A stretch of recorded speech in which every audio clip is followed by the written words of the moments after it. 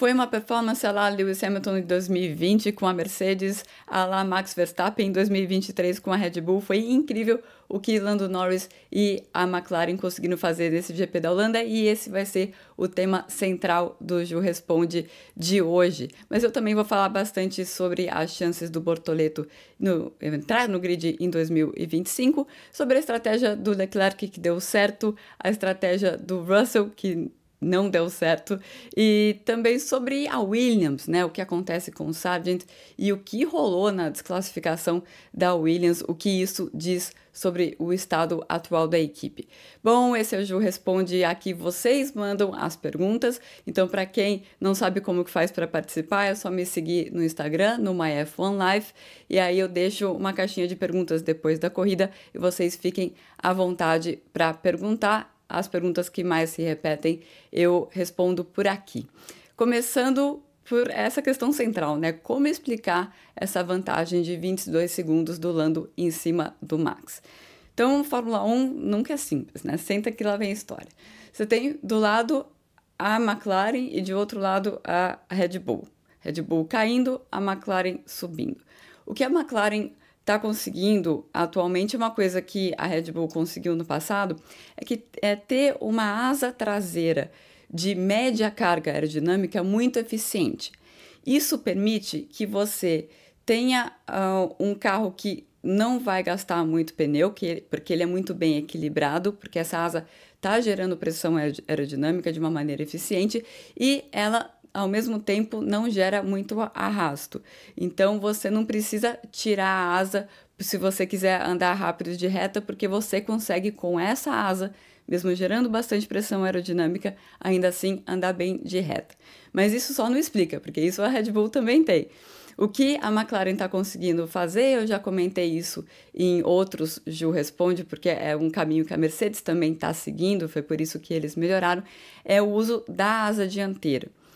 Só a McLaren e a Mercedes têm um entendimento muito melhor do que os outros do funcionamento da asa dianteira. O que acontece muitas vezes com essa geração de carros é que você coloca muita carga na asa dianteira para você tentar coibir um comportamento muito ruim que esses carros têm, que é de sair de frente, né? O piloto tenta fazer a curva e o carro vai para o outro lado.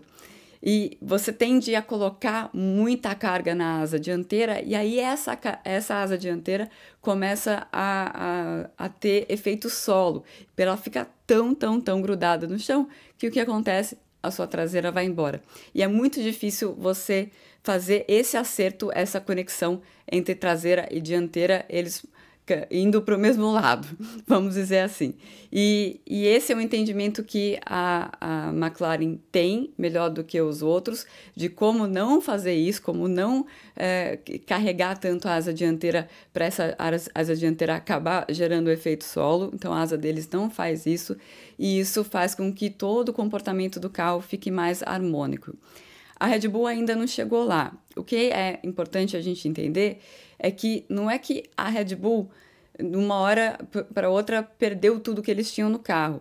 O que eles tinham no carro no final do ano passado simplesmente não é suficiente agora. Se eles pegarem o carro que ganhou tudo no ano passado e colocarem na pista agora, eles não vão ganhar a corrida. É importante entender isso, porque o desenvolvimento chegou num outro nível aí, que é esse nível trazido pela essa forma diferente de entender a dianteira do carro. E isso é uma coisa que eles não têm ainda, e o que eles querem fazer é entender tudo que está deixando o carro mais nervoso, para eles daí irem para atacar essa solução aí da asa dianteira. Então, por um lado, você tem a McLaren com um carro bastante eficiente, então eles conseguem usar uma asa menor do que a Red Bull está conseguindo usar, ainda assim tem boa velocidade reta, claro, mas tem um bom comportamento no equilíbrio do carro, e eles ainda deram um passo mais adiante nesse final de semana com a atualização que eles trouxeram. Embora eu ache que essa atualização a gente vai ver mais o efeito dela, porque ela é mais focada em curva de mais baixa velocidade, a gente vai ver um pouco mais para frente ela dando certo ou não, mas nesse regulamento, só de não atrapalhar o carro, já deu certo essa atualização da McLaren. Então tem esse lado, a McLaren entendendo como fazer funcionar a frente do carro para o carro não sair de frente e trazendo essa atualização. E estando numa pista Zandvoort, que é uma pista que casa muito com as boas características desse carro, principalmente essa asa casando bem com a parte dianteira nessas curvas de média para alta velocidade, sequência de curvas de média para alta velocidade. Então, tudo casou muito bem para a McLaren e a execução deles também foi muito boa. Esse é um lado. Aí você tem o lado da Red Bull. Sabendo que eles têm lição de casa para fazer, eles resolveram fazer essa lição de casa em Zandvoort. Um pouco arriscado fazer, mas, bom, seria arriscado em qualquer lugar, né? Porque Zandvoort é o circuito mais normal e depois tem Mônaco, Monza, que é completamente diferente, Azerbaijão, que é completamente diferente, Singapura, então eles não tinham muita saída, tinha que fazer aqui. O que é a lição de casa? Eles colocaram configurações bastante diferentes nos carros, entre um e outro, e colocaram peças antigas, estavam usaram esse final de semana para colher dados. Então, por exemplo, Max Verstappen foi para a corrida com o assoalho do Bahrein. Ele não foi para a corrida para vencer a corrida com o assoalho do Bahrein, ele foi para entender o que está acontecendo no comportamento desse carro. A equipe falou para a gente que eles acham que a configuração que estava no carro do Pérez era 2 décimos por volta melhor do que a configuração do carro que o Max foi, e também o Max estava com uma asa enorme, o que o Christian Horner admitiu que foi um erro trazido por que eu estava falando antes, do risco de você fazer lição de casa em Zandvoort, é por causa do clima, do tempo, porque lá venta muito, e esse vento faz a nuvem vir, a nuvem sair, e muita chuva, nem nada de chuva, muda muito rápido lá. E foi isso que a gente viu, né? Na sexta-feira, muito vento, um pouco de chuva no primeiro treino livre, muito vento todo dia, depois chega no sábado, bastante chuva, um pouco menos de vento, muito vento com seco no domingo. Dentro do cenário da sexta-feira, eles optaram por uma asa traseira grandona. É uma asa traseira que eles usam em Mônaco, que eles usam em Singapura. É quase um absurdo eles terem usado em Zandvoort, mas eles entenderam pelos dados deles que seria a melhor ideia, e não foi a melhor ideia. O Christian Horner disse que foi um erro, e um erro que eles sabiam que era um grande risco que eles estavam correndo, mas eles decidiram correr mesmo assim. Então você tem a McLaren muito, muito bem, e numa pista que casa muito bem com as características que o carro tem neste momento, e a Red Bull com um carro todo Frankenstein lá e um erro grave no acerto do carro. E eu imagino que depois que, da mesma forma como várias vezes aconteceu com o Max lá na frente, primeiro, o Max não lutou muito pela posição, que ele sabia que era inútil, da mesma forma que várias vezes o Lando não lutou pela posição quando o Max veio para ultrapassá-lo, e muita gente criticou. Tá certo, é isso que tem que fazer, não tem como, o carro tá muito mais rápido, o carro tá vindo atrás, não tem porque você destruir a sua corrida. E depois também ele não tinha por que tentar lutar, porque realmente era uma discrepância muito grande. Aconteceu muitas vezes com o Max lá na frente, isso não faz dele nenhum ET, e da mesma forma aconteceu com o Max atrás, ele não perdeu a habilidade dele, né? Da mesma forma que o Lando Norris, ele não virou um ET da noite pro dia. Então, essas coisas tem muito do carro na Fórmula 1, do conjunto, e o que o piloto tem que fazer é tirar o máximo de rendimento. Então, esse é o cenário. Eu não acredito que a gente vá ver, pelo menos nas próximas 3 corridas, um desempenho parecido da McLaren. E pode ser que a gente tenha outras equipes lutando pelas vitórias nessas 3 corridas, que são 3 corridas com pistas com características muito diferentes. Ao mesmo tempo, essas mudanças que a McLaren fez, e é impressionante, né? Tudo que a McLaren coloca no carro funciona. Essas mudanças, os frutos delas, a gente vai ver nessas próximas corridas. E o que nos leva para a segunda pergunta. De onde vem essa imprevisibilidade? Porque muda de pista para pista e até de treino livre para corrida. Isso tem a ver com essa plataforma bastante instável que é o carro desse conjunto de regras da Fórmula 1. Muito mais complicado do que as equipes podiam imaginar quando essas regras foram introduzidas. Os carros eles estão funcionando numa janela muito pequena de funcionamento. Então, você coloca um pouco, por exemplo, que eu estava falando, joga muito mais frente para o carro parar de sair de frente. Aí a traseira do carro começa a abanar. Esse tipo de coisa faz com que a gente tenha esse sobe e desce.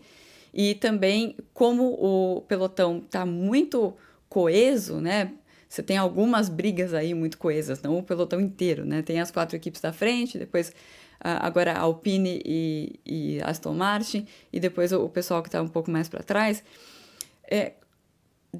Dependendo da característica da pista, de uma pista para outra, se você tem um carro que é bom mais de tração, por exemplo, você vai melhor em uma pista. Uma outra pista que é esse monte de curva em sequência, que não é tanto tração, você fica um pouco para trás.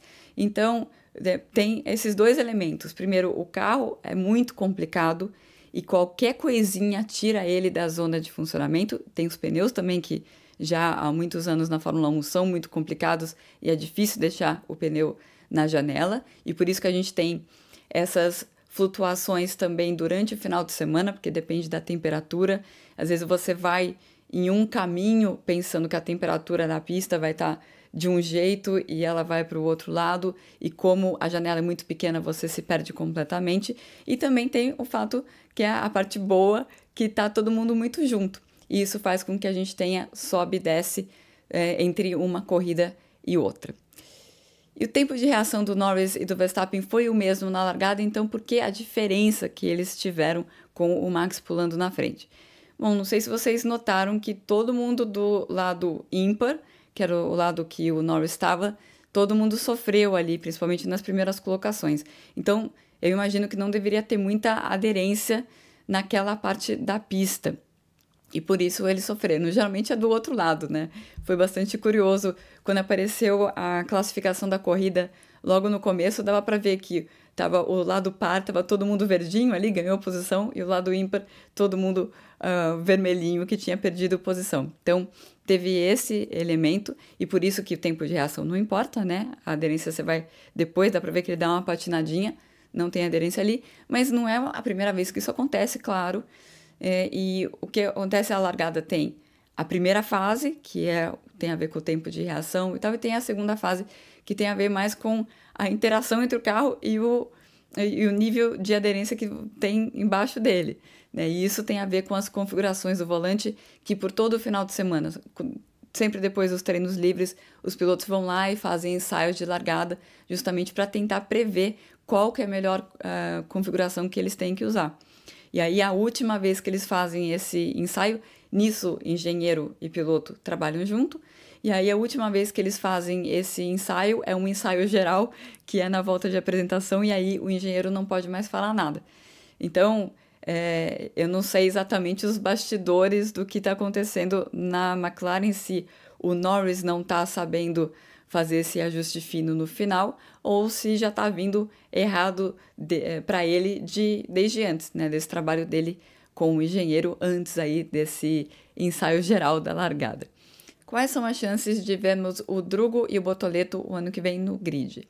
Sobre o Drogovic eu já falei em junho, no começo de julho, e segue a mesma coisa. Eu não ouço o nome dele sendo citado no mercado. Sempre é uma conjuntura, né, de fatores. Ele teve chances, sim, de estar nessa vaga da Sauber, que está com o Guan Yu Zhou. Nos critérios de desempate ali foram com o Zhou, muito em função da gente ter o GP da China de volta nesse ano. E mesmo com o mercado chinês, mesmo o Zhou carregado de dinheiro, não dele, mas de parceiros que ele pode vir a trazer, mesmo assim o Zhou tá com uma situação complicada no mercado de pilotos, né? Então, para a gente ver como o funil tá estreito e tem algumas nuances aí que a gente não tinha no ano passado. Do que eu me refiro? Eu já falei algumas vezes aqui que as equipes da Fórmula 1 não estão olhando só para o resultado da Fórmula 2, como o cara está indo na Fórmula 2. Eles estão interessados muito em ver o que o piloto está fazendo no simulador e principalmente nos testes com carros antigos. Aí você pode falar, nossa, o Drogovic fez um monte de teste. Ele deu um azar aí, porque como funciona a regra da Fórmula 1? Você pode testar carros de 2 anos atrás, tá? Quando ele testou, ele estava testando o carro de 2021.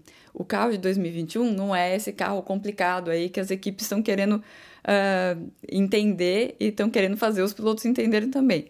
Os pilotos que estão testando o carro já com o regulamento novo são os pilotos que estão testando neste ano, a partir deste ano, porque daí você pode usar o carro de 2022.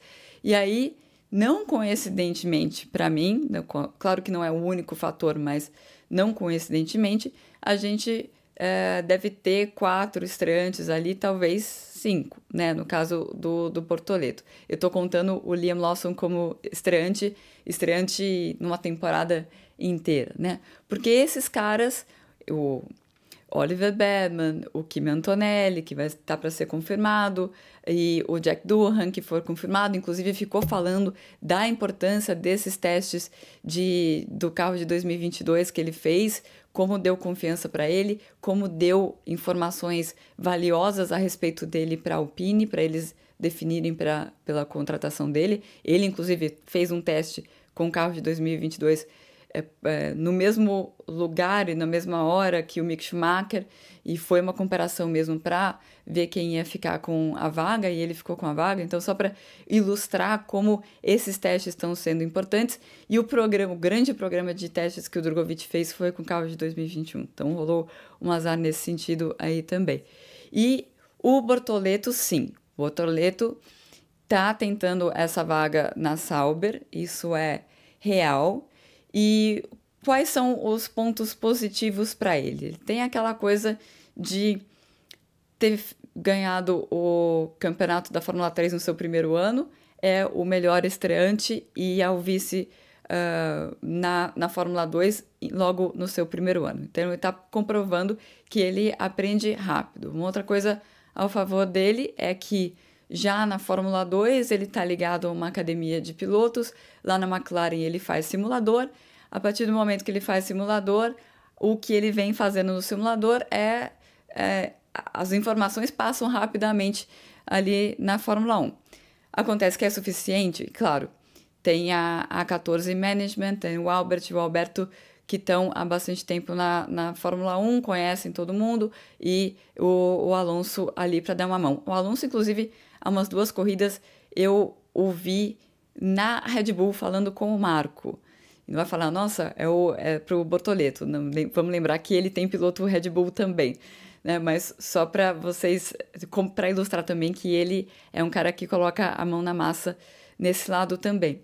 Então esses são, e tem o Gabriel tem um aporte financeiro bom, isso mesmo em tempos de teto orçamentário na Fórmula 1, isso continua sendo algo bom, algo importante para se ter. Não é fundamental como era no passado, porque é aquela coisa, se você traz dinheiro e você gasta esse dinheiro batendo, né, o que é sempre o grande drama de um novato, não tem experiência e tudo mais, não é a questão de você pagar o tanto que você vai bater, mas a questão é, se você bate, você tira dinheiro do desenvolvimento da equipe. Então, por isso, só trazer dinheiro não vai resolver a vida de ninguém, mas, como sempre, é um pacote. E o Gabriel tem essas coisas, os lados positivos do pacote. O que pesa contra? A falta de experiência no carro de Fórmula 1, que eu estava falando antes, teste. Ele nunca testou com carro de Fórmula 1. Ele vai testar, e isso foi algo, inclusive, uma sondagem que aconteceu vinda da própria Sauber. E aí, teste você vai fazer? Vou fazer teste. E existe uma possibilidade, não está definido, nada definido, não vou prometer nada, de ele fazer um FP1 pela McLaren. Então, ele está tentando se colocar na melhor posição possível, caso haja essa vaga. Porque aí tem uma outra questão, vai haver essa vaga? Eu falei com várias pessoas nesse final de semana na Holanda e todo mundo me falou o seguinte, as chances do Valtteri Bottas são muito boas, são ótimas. Isso é uma coisa que mudou. Se você me perguntasse há 2 meses, eu ia falar garantido, porque eu ouvi garantido, que a Sauber não ia ficar com nenhum dos seus 2 pilotos. E o cenário mudou porque o Sainz não quis ir para lá, depois o Ocon foi sondado, não quis ir para lá, tentaram o Liam Lawson e não conseguiram. Então, coisas aconteceram e também houve uma mudança na gestão da própria Sauber Audi e parece ter havido uma mudança também no pensamento lá dentro de como que eles vão levar a equipe adiante. Talvez seja uma boa ter uma continuidade, não é uma questão de piloto experiente, porque piloto experiente eles têm no Nico Hülkenberg, mas uma continuidade do trabalho, porque o Valtteri Bottas está lá há 3 anos e sabe o que está dando errado, que tem muito mais coisa dando errado que é certo, e por que está dando errado. E talvez seja importante manter essa continuidade. Então, é esse o cenário. O Valtteri Bottas muito bem posicionado e o Bortoleto fazendo de tudo para estar na melhor condição possível, para caso eles definirem ir para um piloto jovem, ser ele o escolhido para essa vaga. É isso. Sobre a Williams, falando em bater, trazer o dinheiro de volta, as chances de o Sargent ser substituído antes do final da temporada? Bom, já havia uma conversa muito forte dele ser substituído já para esse GP da Holanda, e o James Vowles bancou a permanência dele, até porque isso eu imagino, isso não é uma informação. O piloto que estava sendo cotado para ir para o lugar dele é o piloto reserva da Mercedes, que é o Mick Schumacher, e o Mick Schumacher ficou muito marcado pelo tanto de acidente, e acidente forte, que ele sofreu quando ele estava na Haas. Então, se a ideia é parar de perder dinheiro para o desenvolvimento do carro, né, que é isso que as batidas fazem, colocar o Mick Schumacher talvez não seria a melhor solução para a Williams. Mas vai lá o Logan Sargent e comete um erro. Pista escorregadia, FP3, você está com o carro todo atualizado, você vai forçar por quê? Né? Quando ele bateu, ele estava 7 décimos mais rápido do que o Alex Albon. Então, estava forçando demais para a condição de pista que estava ali naquele momento, teve um acidente muito forte, destruiu toda a atualização e foi uma pedra do sapato aí, mais uma vez, no final de semana da Williams. Não seria a pior coisa que aconteceria com a Williams. Então, é claro que a conversa dele sair antes do final da temporada volta.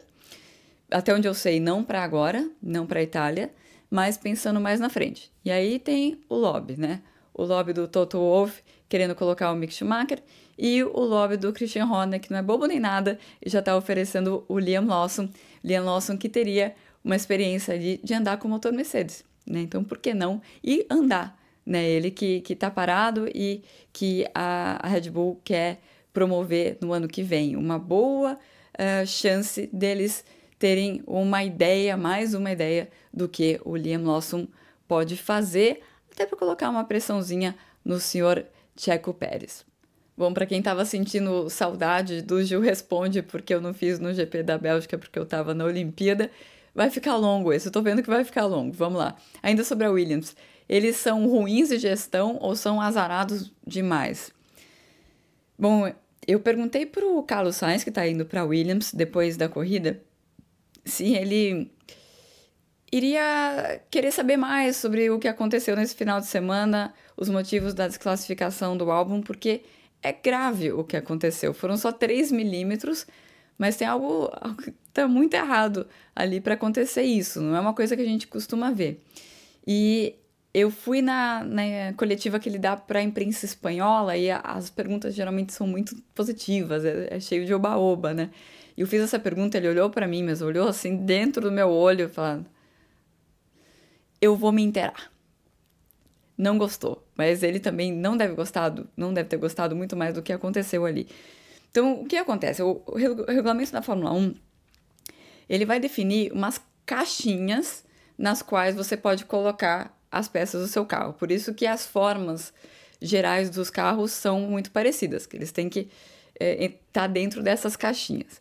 Então, para desenvolver, primeiro você vai desenvolver no computador, dentro das caixinhas no computador. Depois você vai fazer um modelo de túnel de vento com 60%, escala de 60%. e depois disso você vai para a manufatura das peças. Depois da manufatura das peças, elas são escaneadas para ver se está tudo exatamente como foi projetado e para ver se está tudo dentro das tais caixinhas. O scanner lá da Williams apontou que estava tudo ok. E não estava. Estava 3 milímetros fora da medição. Aí você pode falar, não, talvez o scanner esteja certo e a medição da FIA esteja errada. Isso é possível também, mas é errada. Não está errada, porque a medição da FIA é o certo, é o que é. Se está exatamente certo ou não, não importa, é o que vale. E aí entra o que deve ter sido o erro nesse processo inteiro, que é não usar uma coisa que a FIA deixa como disponibilidade para todas as equipes, usar a régua da FIA na quinta-feira para medir o carro inteiro. Então, você tem uma grande atualização no seu carro, você quer checar se está tudo certo pela régua da FIA e também a balança da FIA. Então, você vai lá e mede. Para isso ter sido medido depois da classificação como algo que estava fora da medida regulamentar, eu imagino que eles não devam ter feito isso na quinta-feira. Então, algum momento existe um erro grave da Williams. A Williams que já teve alguns problemas de manufatura de peças e é por isso que o James Vowles pegou tão pesado naquela história de chassi, vamos demorar muito para a gente trazer a atualização para trazer direitinho. Toda essa demora da Williams para fazer as peças tinha a ver com isso, para fazer direito. E aí eles não fizeram direito. É muito pouco, né? 3 milímetros é muito pouco, mas é preto no branco e não é uma coisa que a gente vê em outras equipes. Então, por isso que o Sainz não gostou muito do que ele ficou sabendo sobre a sua nova equipe. E só voltando, essas perguntas se repetiram bastante, são mais da estratégia da corrida. Os macios foram um erro claro. Por que a Mercedes não optou pelos médios? Os macios não foram um erro na Mercedes, não. Primeiro, estratégia do Lewis Hamilton. Ele não queria pneu médio. Ele viu na sexta-feira que o pneu médio não funcionava para a Mercedes e não queria. Estava largando lá atrás. Ele tinha duas opções. Ou larga com o duro e sofre lá com o duro no começo, mas aí quando os outros começam a parar, você usa o ritmo que ele tem no carro, que ele estava largando fora de posição, né? Como a gente costuma dizer, que ele estava largando ao redor de carros que eram mais lentos do que ele. Então, uma teoria é usar o pneu duro no começo, quando os carros vão saindo da frente dele, porque eles vão fazendo as paradas, ele consegue adotar o ritmo dele, com isso ele vai chegando mais lá para frente. Ou a opção que era mais ousada, mais agressiva, que é de saber que vai fazer duas paradas, largar com o pneu macio para escalar o pelotão e depois usar o macio no final. E foi essa segunda opção, que era a mais ousada, foi o que eles fizeram e chegaram ali no máximo que dava para chegar, principalmente pelo desempenho um pouco aquém do ritmo do carro em si. E no caso do George Russell, ele fez a estratégia convencional, ele tentou fazer a estratégia convencional. Larga com o médio e depois coloca o duro. Ele estava lá em terceiro, acabou levando o undercut do Leclerc porque a parada foi lenta, a primeira parada dele. Depois leva a ultrapassagem do Oscar Piastri, leva a ultrapassagem do Sérgio Pérez, acaba com o pneu. E aí ele já estava numa posição de limbo ali, já estava em sétimo, sem pneu. E aí a equipe chama ele para o box, uma coisa que não estava programada, para ele colocar um único pneu que ele tinha, que era macio usado. Então, por isso que ele coloca o macio como uma tentativa de tentar fazer algo, porque ali a corrida dele já estava indo ladeira abaixo. Então, não consigo ver por que seria um erro da Mercedes.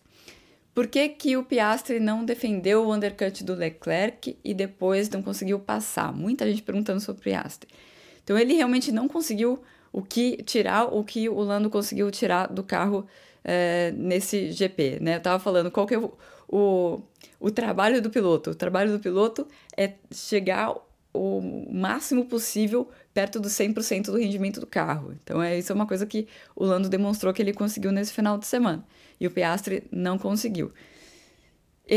Teve a largada, então também faltou aderência para ele na largada, ali do lado ímpar. Então ele perde a posição para o Russell, fica encaixotado ali entre o Russell e o Leclerc. O Leclerc ali já estava mostrando que a Ferrari tinha um ritmo muito bom de corrida. Ele consegue ficar bem pertinho do Piastri de um jeito que quando ele antecipa a parada dele, ele antecipou ali umas boas 5 voltas a parada dele, foi arriscada a estratégia da Ferrari, e deu muito certo. A partir do momento que ele para, como ele estava muito próximo, ele já tinha conseguido o undercut. Então é por isso que a McLaren, não responde. Quem responde é a Mercedes, porque a Mercedes tinha a chance de sair na frente. Mas eles perdem a posição porque a parada deles foi lenta. Daí o Leclerc sai de quinto para terceiro e mantém essa colocação no final. Por quê? O Piastri, daí ele consegue fazer o que chama o tire offset, né? Ficar na pista mais tempo, cria uma diferença de pneu em relação aos pilotos com os quais ele está lutando, 8 voltas em relação ao Leclerc. Ele volta mais atrás, mas volta muito mais rápido. Em pouco tempo, ele chega no Russell, passa o Russell muito fácil e dá a impressão que ele vai passar fácil o Leclerc. Acontece que quando ele chega no Leclerc, umas 8 voltas depois que ele parou, a melhor fase do pneu dele já tinha ido embora. E aí o tire offset, o que ele vai ajudar? Ele vai ajudar no começo, ali logo depois você sai do box, e em teoria ele vai ajudar no final também, porque o Leclerc estaria com o pneu mais desgastado. Acontece que não foi uma corrida de muito desgaste de pneu. Então o pneu do Leclerc chegou inteiro no final, ele com um ritmo muito bom também, e aí o Piastri não conseguiu passar e não conseguiu ir pro pódio de uma corrida que foi dominada pelo companheiro dele. Então esse foi o Ju Responde do GP da Holanda, mais longo para compensar a falta do Ju Responde no GP da Bélgica, e semana que vem eu volto com mais falando sobre o GP da Itália, que eu espero que a gente tenha um cenário diferente com outras cores ali lutando pelas primeiras posições.